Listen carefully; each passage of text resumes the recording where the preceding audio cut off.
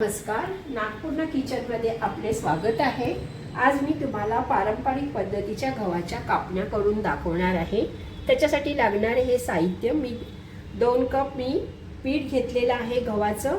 त्याचबरोबर त्याच्यासाठी चण्याचं पीठ हे 125 ग्रॅम आहे, म्हणजे अर्धा कप घेतलंय।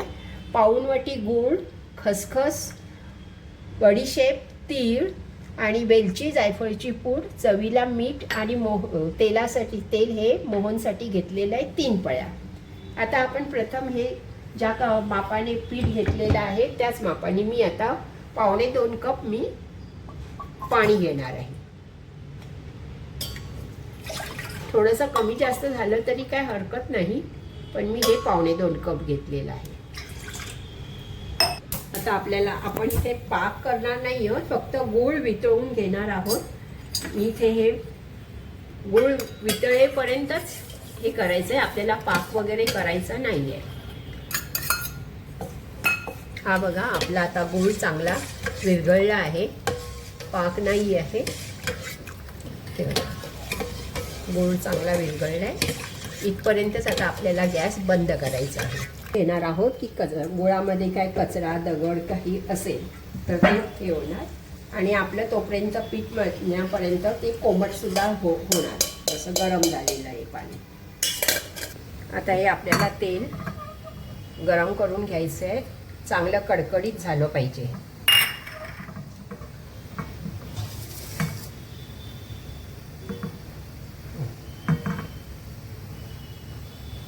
त्यामध्ये मी हे चण्याचं पीठ पण पसरवून घेते आणि त्यातच हे सगळे तीळ मिक्स करायचे आहे आणि त्याच्यावरच हे मोहन सोडायचं आहे। आपलं हे मोहन चांगलं कडकडीत झालेलं आहे।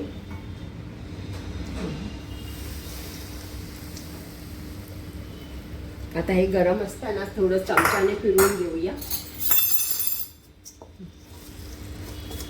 आणि मग त्याला चांगलं एकजीव करूया प्रत्येकाला, म्हणजे तोपर्यंत आपल्या कापण्याला चांगलं। हे बघा, सगळं मोहन आपल्या पिठाला लागलेलं आहे। हा बघा, असा चांगला गोळा होतो। तो गोळा झाला की मोहन संपूर्ण लागलेला आहे हे आपल्याला कळतं। आता ह्याच्यामध्ये मी बडीशेप, वेलची पूड आणि चवीला मीठ घालते आहे। ही आपली बडीशेप आहे, ही कच्चीच आहे, हिला भाजून घेतलेली नाही आहे। वेलची आणि जायफळ सुद्धा घातले, आणि हे मी चवीला मीठ घेतले। तुम्हाला जसं हवं असेल तसं तुम्ही घेऊ शकता। आता ह्याच्यामध्ये मी कोमट पाणी केलेलं आहे, ते कोमट होत आलेलं आहे। आता हे आपला गूळ छान गाळून घेतला आहे आणि ते आपल्याला पिठाचा गोळा हा घट्ट करायचा आहे। तुम्हाला जसं जमेल तसंच करा। आणि ह्या कापण्या ज्या आहेत त्या आपल्या आषाढ महिन्यामध्ये जास्त पारंपरिक पद्धतीचे करतात, कुठल्याही महिन्यात केल्या तरी चालतात, पण ह्या कापण्या आता आषाढी झालेली आहेत। आता आषाढी एकादशीला तो कापणीचा पदार्थ रुचकर बनवतात। तयार होतो आहे, जरा घट्ट आहे, त्याच्यामध्ये मी थोडं पाणी घेऊन परत मळणार आहे। आणि ज्यांना डायबिटीस वगैरे आहे, या ठिकाणी मी आता आमच्या घरामध्ये सगळे डायबिटीसवाले आहेत, तर मी 1 कप गुळाला 2 कप पाणी घेतलेलं आहे, म्हणजे जास्त गुळ जाणार नाही। आणि तुम्हाला जर हवे असल्यास तुम्ही 1 कप गुळाला 1 कप पाणी घेऊ शकता, आणि ते प्रमाण बरोबर होतं, म्हणजे डायबिटीसवाले सुद्धा खाऊ शकतात ह्या गव्हाच्या कापण्या। आता आपलं अगदी शंकरपाळ्यांना करतो तसं नाही आहे, चपात्यांपेक्षा थोडंसं घट्ट केलेलं आहे।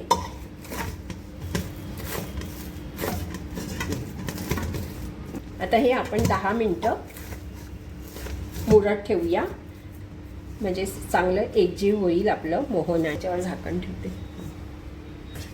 हे बघा, छान पीठ मळून झालेलं आहे, त्याला 10 मिनिटासाठी आता मी बाजूला ठेवते आहे, झाकून ठेवते। मऊसूत झालेलं आहे, मुरलेलं पण आहे।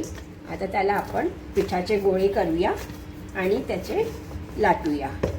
लाटताना मी तुम्हाला दाखवते आहे कसं लाटायचं ते, किंवा तेलही लावायचं नाही आहे, पण समजा तुम्हाला जर पोळी चिकटत असेल तर थोडंसं तेल घ्या।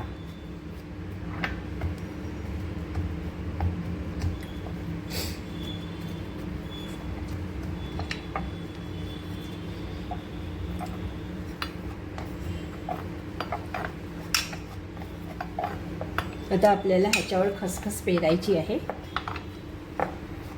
कापणीचं ते स्पेशल आहे, त्याच्यावर खसखस ही बघा अशी,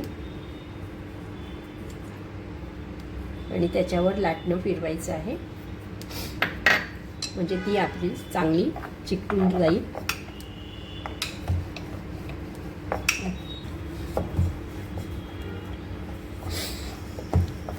आता हिला फिरवून घ्यायची आहे आणि त्याच्यावर आपल्याला खसखस पेरायची आहे.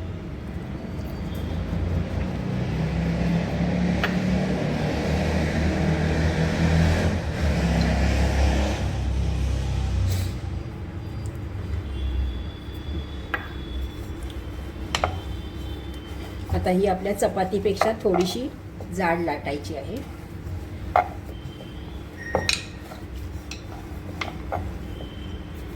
आता आपल्याला ह्या पोळीच्या कापण्या करायच्या आहेत.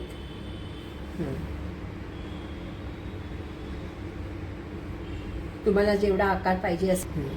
आता ह्या बघा, मी अशा प्रकारे ह्या कापण्या मी कापून घेतलेल्या आहेत. आता त्याला आपण ताटामध्ये काढून घेऊया.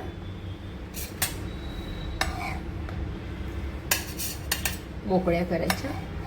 एक तेल तापायला ठेवलेलं आहे आणि ही बघा, ही साधारण अशी एवढ्या जाडीची आपली कापणी झाली पाहिजे.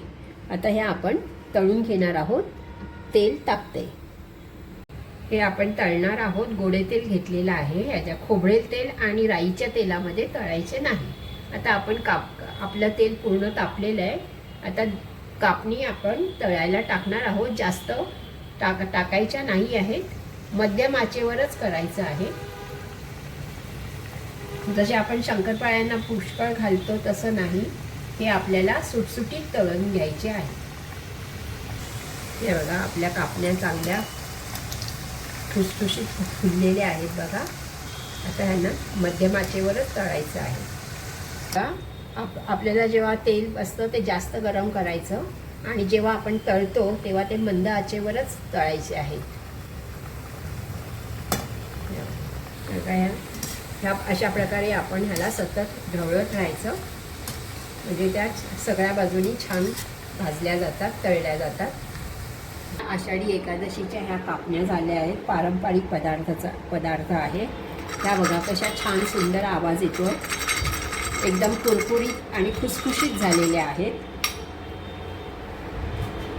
नका नका. हां.